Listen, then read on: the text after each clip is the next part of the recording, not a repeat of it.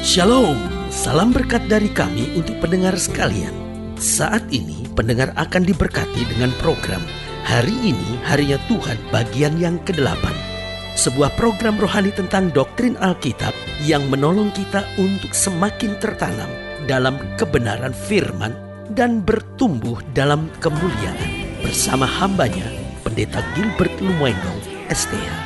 Banyak orang merasa doktrin Alkitab sebagai sesuatu yang membingungkan. Tetapi tahukah saudara bahwa doktrin Alkitab intinya adalah memahami Alkitab dengan benar, dengan pemahaman yang sistematis, sehingga kita terus dapat tertanam di dalam kebenaran firman, sehingga kita terus bertumbuh di dalam kemuliaan Allah. Buka hati saudara sekalian untuk menerima berkat-berkat firman-Nya hari ini. Hidup yang paling indah adalah ketika kita menyadari bahwa hidup kita adalah hidup yang diberkati oleh Tuhan. Karena ada dua hal yang harus kita sadar. Kadangkala memang Tuhan tidak berkati kita karena kita hidup dalam dosa. Atau yang kedua, Tuhan berkati kita tapi kita tidak sadar. Karena itu selalu saya bilang, hidup yang paling indah adalah ketika kita sadar bahwa sebenarnya hidup ini diberkati oleh Tuhan. Haleluya. Karena saya pelajari seorang yang diberkati Tuhan pasti dirubah oleh Tuhan. Itu pasti. Orang yang diberkati Tuhan gak akan pernah bisa sama. Orang yang hidup diberkati Tuhan pasti dirubah. Karena Allah itu adalah Allah yang selalu menjadikan segala sesuatunya baru. Allah kita adalah Allah yang tidak membiarkan kita apa adanya. Betul dia menerima kita apa adanya, tapi tidak membiarkan kita apa adanya. Dirubahnya hidup kita supaya kita makin hari makin indah, makin hari makin berkenan, makin hari makin memancarkan kemuliaan Tuhan. Jadi ingat, seorang yang diberkati Tuhan pasti hidupnya dirubah oleh Tuhan.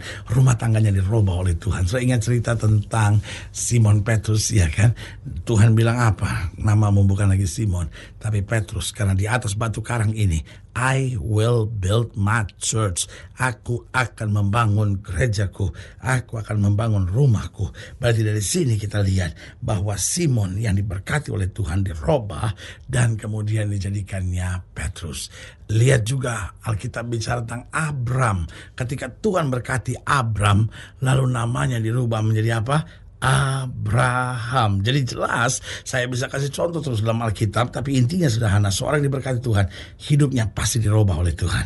Yang kedua saya pelajari, seorang yang diberkati Tuhan pasti doa-doanya akan didengar dan dijawab oleh Tuhan. Loh, itulah kebanggaan kita bahwa berkat Tuhan itu artinya apa? Saya bisa diskusi, saya bisa komunikasi, saya bisa menyampaikan isi hati saya kepada Tuhan, dan Tuhan adalah Allah yang mendengarkan dan menjawab. Saudaraku, kita bukan menyembah Allah yang mati, kita bukan menyembah Allah yang nun jauh di sorga sana dia tinggal, tetapi kita bersyukur kita menyembah Allah yang hidup, Allah yang begitu dekat dengan kita, Allah yang begitu mengerti pergumulan dan isi hati kita, sehingga ketika kita berdoa, ketika kita berseru kepada Tuhan, Dia mendengar dan menjawab segala doa kita. Haleluya. Dan yang ketiga saya pelajari, seorang yang diberkati Tuhan pasti akan selalu hidup dalam sukacita dan damai sejahtera. Saudaraku yang kasih dalam Tuhan, seorang yang diberkati Tuhan tidak akan panik, stres, tertekan dalam hidupnya. Kenapa? Karena kita tahu malaikat Tuhan menjaga kita. Kita tahu Roh Kudus ada di dalam kita, dan kita tahu kasih karunia Allah tetap menyertai kita. Sehingga seorang diberkati Tuhan pasti akan selalu hidupnya sukacita. Bukan berarti gak ada masalah, tapi ada sukacita di tengah masalah, dan senantiasa memperoleh damai sejahtera. Haleluya. Dan yang keempat saya pelajari, seorang yang diberkati Tuhan pasti akan melihat keberhasilan dalam apapun yang dia kerjakan. Sehingga kita berkata apapun yang dikerjakannya dibuat Tuhan berhasil. Berarti hari ini doa saya bagi setiap pendengar sekalian, sehingga sudah menjadi orang-orang yang diberkati Tuhan, sehingga hidup sudah dirubah. Oh, doa-doa sudah didengar dan dijawab Tuhan. Bahkan hidup sudah akan selalu penuh sukacita dan damai sejahtera. Bahkan sudah akan selalu melihat keberhasilan dalam hal apapun yang sudah kerjakan. Haleluya. Oh, selamat datang dalam program kita hari ini, Harinya Tuhan. Sebuah program rohani yang kembali mengingatkan kepada kita betapa pentingnya kita menjadikan firman Tuhan sebagai dasar keseharian hidup kita. Karena selama kita jadikan firman Tuhan sebagai dasar keseharian hidup kita, langkah-langkah ke depan kita penuh dengan kepastian, kemenangan, berkat, mujizat, dan perkara-perkara besar. Haleluya. Dan dalam program ini kita sedang membahas tentang Tuhan memberkati. Karena itulah kebanggaan kita, itulah sumber sukacita kita, itulah keindahan yang luar biasa dalam hidup kita. Ketika kita tahu Tuhan berkati, orang boleh bicara yang gak enak, orang boleh fitnah saudara boleh saja menghadapi badai, saudara boleh saja sedang menghadapi kegagalan, tapi kalau saudara mengerti Tuhan sedang memberkati saya, berarti di balik kegagalan, di balik fitnah, di balik keadaan yang menyakitkan, pasti ada terang kemuliaan Tuhan yang bersinar, memberi pengharapan baru buat setiap kita. Haleluya. Nah, saudara yang kasih dalam Tuhan, dalam pembahasan kita tentang Tuhan memberkati, kita mau sama-sama belajar dari Hakim-Hakim pasal 13, Hakim-Hakim 13 ayat yang ke-15 sampai ayat yang ke-25. Hakim-Hakim 13 ayat 15 sampai 25. Demikianlah firman Tuhan. Hakim-Hakim 13 ayat 15 sampai 25. Kata Manoah kepada malaikat Tuhan itu, perkenankanlah kami menahan kau di sini, supaya kami mengolah anak kambing bagimu. Tetapi jawab malaikat Tuhan itu kepada Manoah, sekalipun kau menahan aku di sini, hidanganmu itu tidak akan kumakan. Tapi jika engkau hendak mengolahnya menjadi korban bakaran, persembahkanlah itu kepada Tuhan. Sebab Manoah tidak mengetahui bahwa dia itu malaikat Tuhan. Kemudian berkatalah Manoah kepada malaikat Tuhan itu, siapakah namamu?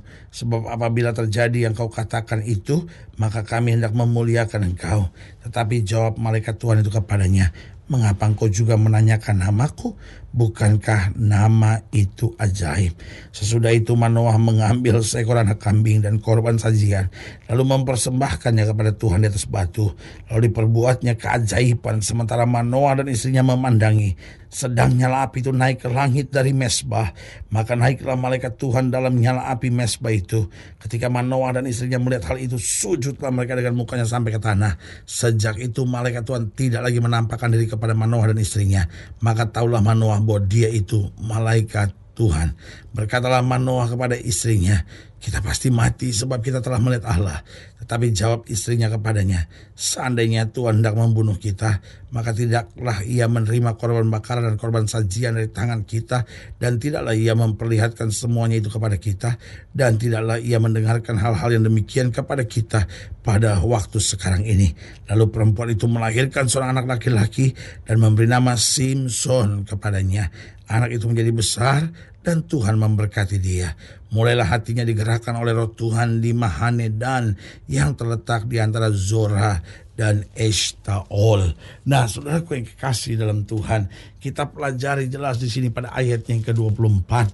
Dikatakan demikian, lalu perempuan itu melahirkan seorang anak laki-laki dan memberi nama Simson kepadanya. Anak itu menjadi besar dan Tuhan memberkati dia. Oh, saudaraku yang kasih dalam kalimat yang luar biasa. Saya berdoa, suami-suami Tuhan berkati kita sekalian, istri-istri, oh Tuhan berkati saudara. Oh, setiap orang-orang muda saya berdoa Tuhan memberkati. Bahkan saudara-saudara yang mungkin hari-hari ini sedang merasa gagal, merasa gak mampu berbuat apa-apa, merasa dipermalukan, merasa jatuh sebagai hamba Allah, saya mau ingatkan dan saya mau kembali saudara disadarkan bahwa kita adalah orang yang diberkati oleh Tuhan. Mengapa Tuhan memberkati seseorang? Yang pertama, karena Tuhan melihat hati. Saudara boleh saja gagal, saudara boleh saja lagi susah, saudara boleh saja lagi gak punya apa-apa dalam hidup saudara. Tetapi kalau hati sudah bersih, kalau hati sudah sungguh-sungguh, kalau hati sudah tulus, kalau hati sudah murni di hadapan Tuhan, sebagai hamba Allah saya mau ingatkan, Tuhan pasti akan memberkati saudara. Karena Tuhan tidak tertarik dengan sekedar perbuatan-perbuatan kita. Tuhan jauh lebih tertarik dengan hati daripada perbuatan. Karena dari hati terpancar seluruh perbuatan kita, dari hati terpancar seluruh kehidupan kita. Jalan yang kita jalani hari-hari ini sangat dipengaruhi oleh isi hati kita. Karena kalau hati kita bersih, maka jalan kita juga akan bersih. Karena itu saudaraku yang kasih dalam Tuhan, Tuhan memberkati seseorang yang pertama ketika Tuhan melihat hatinya.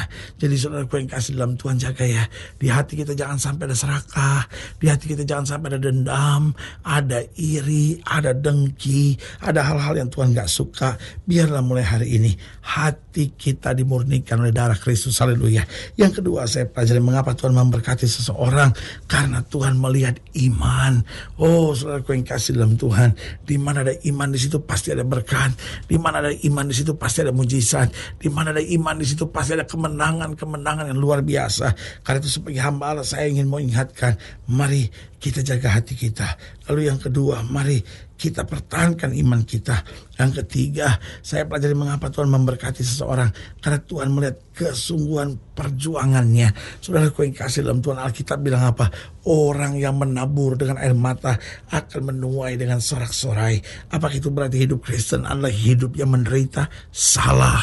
Ada banyak konsep yang keliru yang setan taruh di gereja hari-hari ini. Sehingga orang berpikir kekayaan itu dunia punya, penderitaan itu gereja punya. Jadi kalau gereja bicara tentang kekayaan, oh gereja itu duniawi. Gereja bicara saya penderitaan.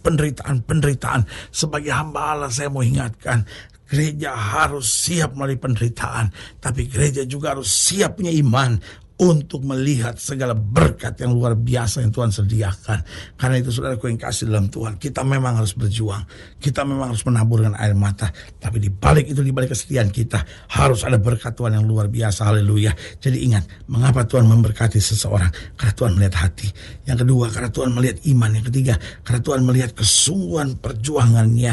Karena orang-orang yang berjuang itu yang dibela oleh Tuhan. Sementara orang-orang malas akan dididik, dihajar, dipukul oleh Tuhan. Saudaraku, yang keempat saya pelajari mengapa Tuhan memberkati seseorang. Karena Tuhan melihat penyerahan diri kita kepada Tuhan. Waktu kita berserah diri total penuh kepada Allah, kita dapat berkata, Tuhan, biar bukan kehendakku yang jadi, melainkan kehendak-Mu lah yang terjadi. Maka di situ Tuhan akan melakukan perkara-perkara yang dahsyat. Saudaraku yang kasih dalam Tuhan, biarlah hari ini kita dapat berkata, terima kasih Tuhan, saya orang yang diberkati dan melihat hal-hal yang baik dalam hidup saya. Haleluya. Saudaraku yang kasih dalam Tuhan, jika saudara yang dilayani lebih jauh, hubungi kami melalui telepon, hubungi kami melalui surat, kunjungi website kami, karena kami ada untuk membawa Bapak Ibu saudara senantiasa lebih dekat pada Tuhan dan mengalami kasih kuasa mujizat yang luar biasa. Haleluya. Secara khusus melalui program ini juga saya mau berdoa buat setiap saudara yang sakit, setiap saudara yang berbeban berat, karena saya percaya bahwa bagi Allah tidak ada perkara yang mustahil.